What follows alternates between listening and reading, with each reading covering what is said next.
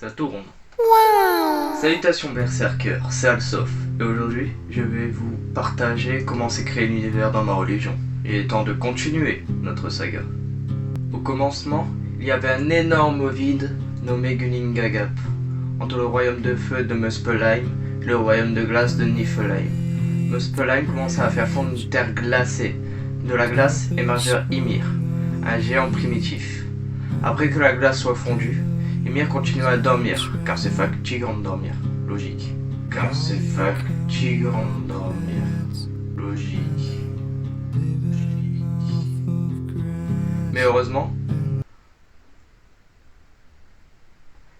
là il y aura un cut, hein. Je vais pas me laisser bider quand même. Coucou, c'est le monteur, et bien sûr que si.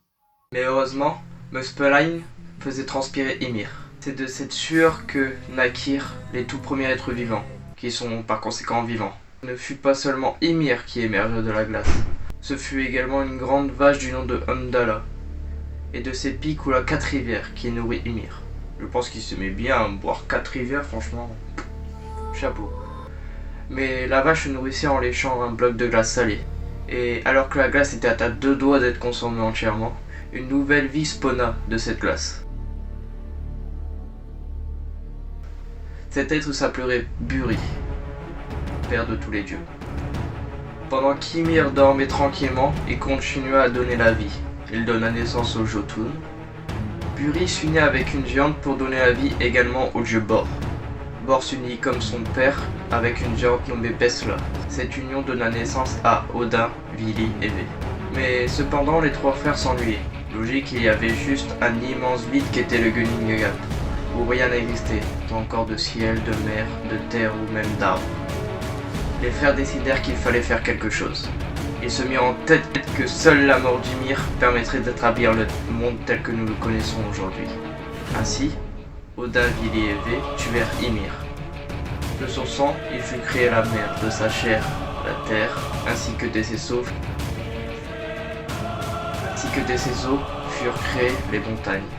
Mais étonnamment, de la chair d'Ymir émergea des nains, qui vivaient en dessous de la terre, ainsi que des elfes, qui vivaient à Alfheim. Les trois frères, après avoir créé Midgard, du coup la terre, pensèrent qu'il ne pourrait s'agir que d'une terre inhabitée. Mais en voyant 2 troncs d'arbres au bord de l'océan, ils décidèrent de les utiliser pour créer les êtres humains. Voilà comment furent ainsi formés un homme répondant au nom de Ask et d'une femme appelée Embla. Odin leur donna vie, Vili leur inculqua leur intelligence, ainsi que Vé leur donna des yeux, des oreilles et des bouches. Grâce à cela, les êtres humains pourraient voir, parler ainsi qu'entendre.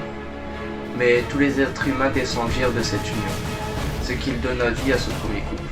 Odin fut ainsi connu comme le père de tous. Et pour finir, les trois frères créèrent le royaume d'Asgard, demeure des divinités As. Chaque royaume était séparé des autres, même s'ils pouvaient être liés grâce au fabuleux pont arc-en-ciel nommé le Bifrost. Ce fut le commencement du règne des dieux. J'espère que cette vidéo vous aura plu, n'hésitez pas à me le faire savoir en commentant, en likant la vidéo, ainsi qu'à vous abonner et à activer la cloche des notifications pour savoir quand la prochaine vidéo sortira. C'est tout pour moi. Ciao.